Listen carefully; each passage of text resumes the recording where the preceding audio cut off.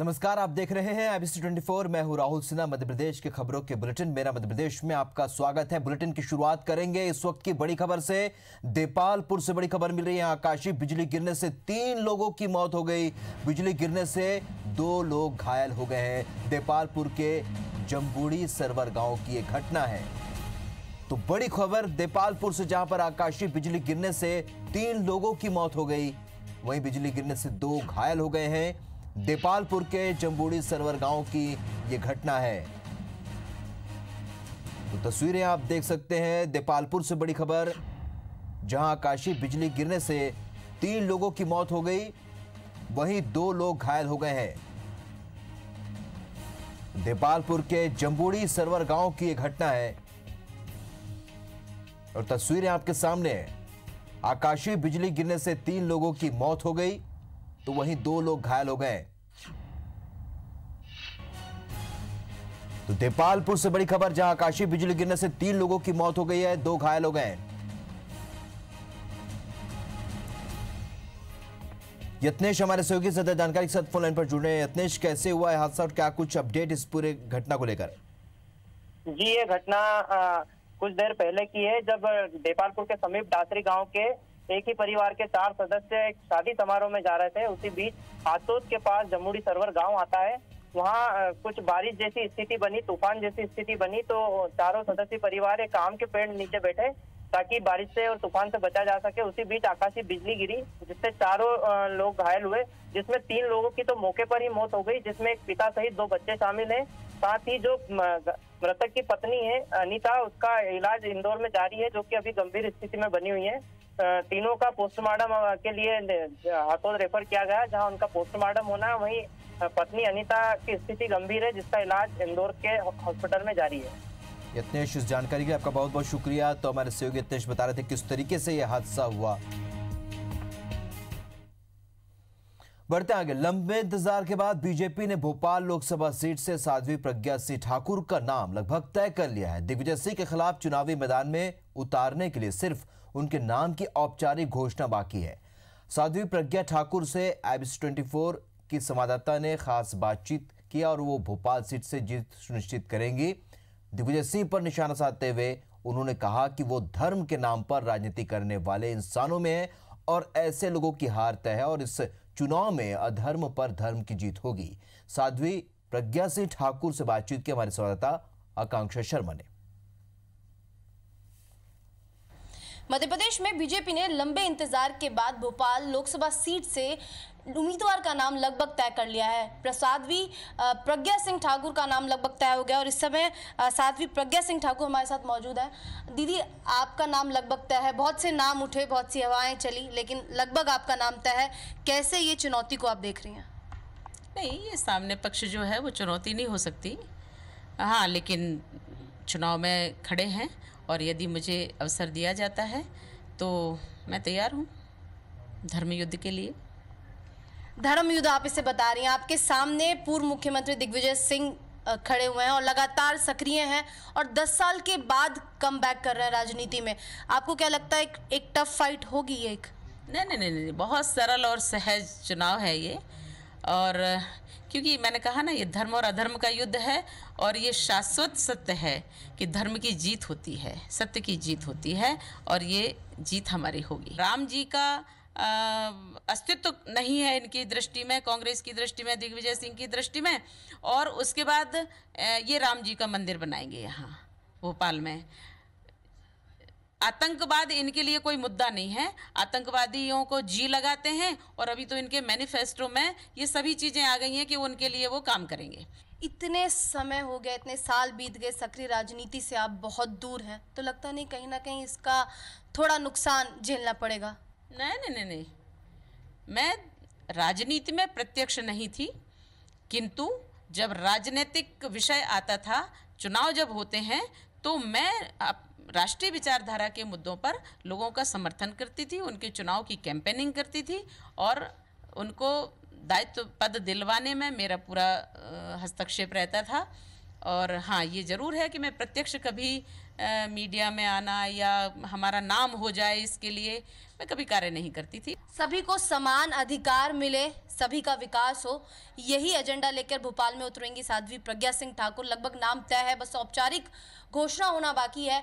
कोई भी सामने हो, साध्वी प्रज्ञा सिंह ठाकुर का कहना है कि जीत उन्हीं की होगी। कैमरामैन विनीत के साथ आकांक्षा शर्मा, IBC 24 भोपाल। मध्य प्रदेश की इंदौर लोकसभा सीट पर ना तो बीजेपी और ना ही कांग्रेस ने अपना प्रत्याशी घोषित किया है। मौजूदा बीजेपी सांसद सुमित्रा महाजन के चुनाव नहीं लड़ने के ऐलान के बाद कांग्रेस इस सीट को अपने पक्ष में मानकर चल रही है। दरअसल इंदौर सीट पर सबसे बड़ा फैक्टर मराठी समाज का वोट बैंक है, जो हर बार एक तरफा सुमित्रा महाजन के खाते में आया है। लेकिन अब ताई के चुनाव लड़ने से इंकार करने के बाद कांग्रेस मराठी वोट बैंक में सेंध लगाने की तैयारी में। कांग्रेस की नजर शहर के 2.25 लाख से ज्यादा मराठी वोटों पर है। कांग्रेस का मानना है कि इनमें से अधिकांश वोट व्यक्तिगत रूप से महाजन को मिलते थे, लेकिन पार्टी ने ताई का जो अपमान किया है उससे मराठी समाज को ठेस पहुंची है, लिहाजा ये वोट इस बार कांग्रेस के पक्ष में आएंगे। इधर बीजेपी ताई के सहयोग से ऐसे चेहरे की तलाश में है जो इंदौर के गढ़ को बचा सके। बीजेपी का कहना है कि इस भाजपा के साथ सभी समाज के लोग जुड़े हैं, कांग्रेस समाज विशेष की राजनीति ना करे। मुकाबले वाला कैंडिडेट आएगा और इस बार ये सीट कांग्रेस के पक्ष में 100% जाएगी, ये तय है। क्योंकि आप देख लीजिए कि जो मराठी वोट हैं वो ताई के अपमान के कारण वैसे ही बीजेपी से दूर हो चुके हैं और वो तो मौका देख रहे हैं कि जैसे ही कांग्रेस का कैंडिडेट घोषित होगा वो बीजेपी को चोट देंगे। देखिए, ताई इंदौर की ताई है, सभी की ताई है, केवल मराठी भाषियों की नहीं, सारे भाषा वाले, सारी जाति वाले, सारे धर्म वाले ताई का सम्मान करते हैं, आदर करते हैं, ताई को चाहते हैं, ताई को वोट देते, उन्होंने हमेशा दिया।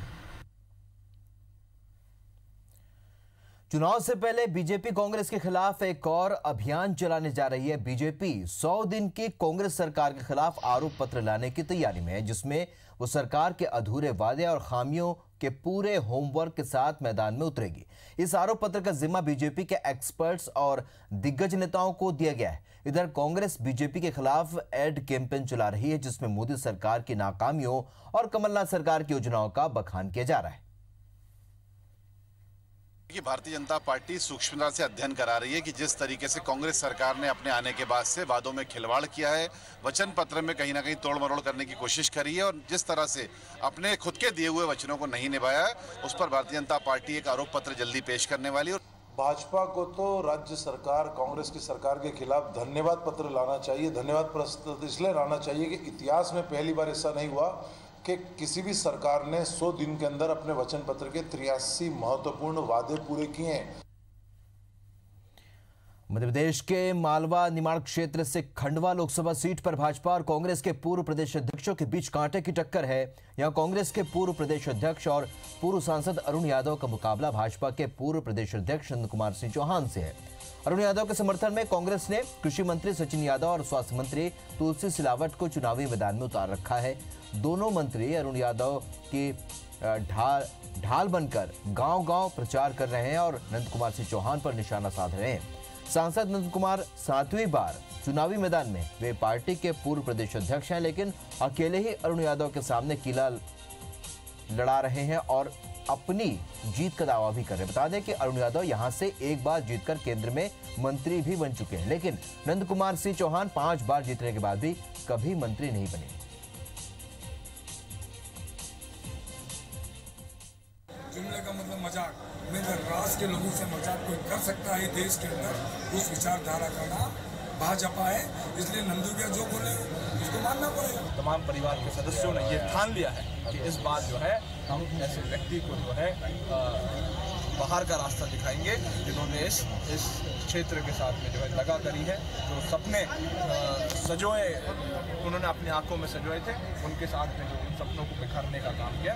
कमलनाथ ने मोबाइल पे पहले प्रेम पत्र लिखा कि आपका कर्जा माफ हो गया है और बाद में दूसरा प्रेम पत्र लिखा कि आपका कर्जा माफ नहीं हुआ, चुनाव के बाद होगा।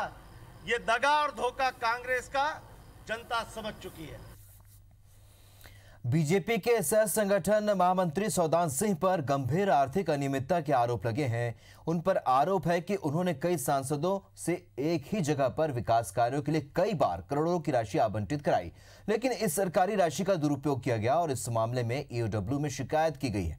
ईओडब्ल्यू आरोपों की जांच भी कर रहा है।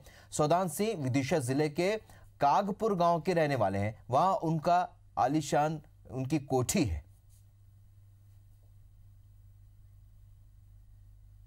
सदस्यों से करोड़ों रुपए की राशि लाई गई और तालाबों में दोहरीकरण कराया गया, कोई काम हुआ नहीं।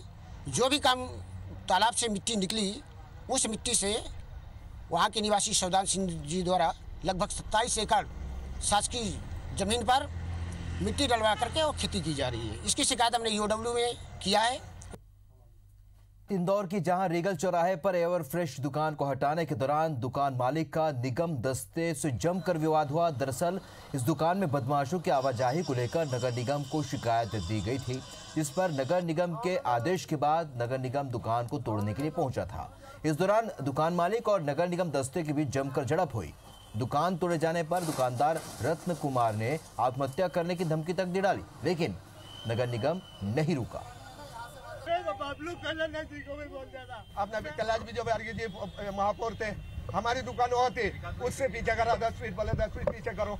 हमने बोला सर बोले हाँ तुम्हारे को ऐसे दुकान पीछे लो। ठीक है, हमने 10 फीट पीछे कर लिया।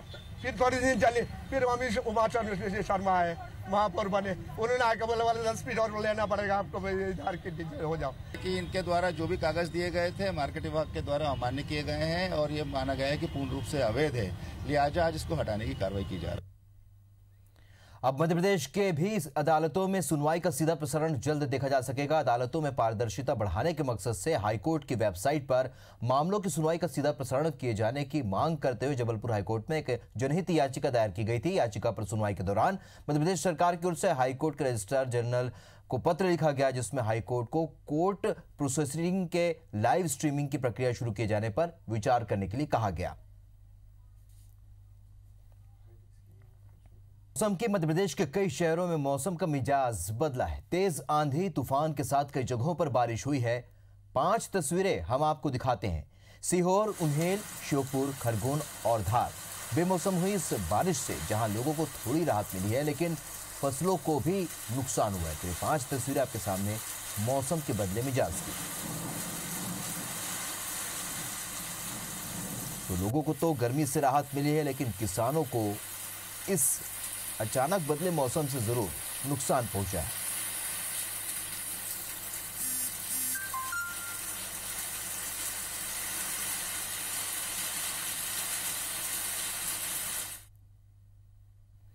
तो मध्य प्रदेश की खबरों में फिलहाल इतना है, लेकिन छत्तीसगढ़ की खबरों के लिए आगे देखिए हमर बानी हमर गोठ छत्तीसगढ़ी। नमस्कार।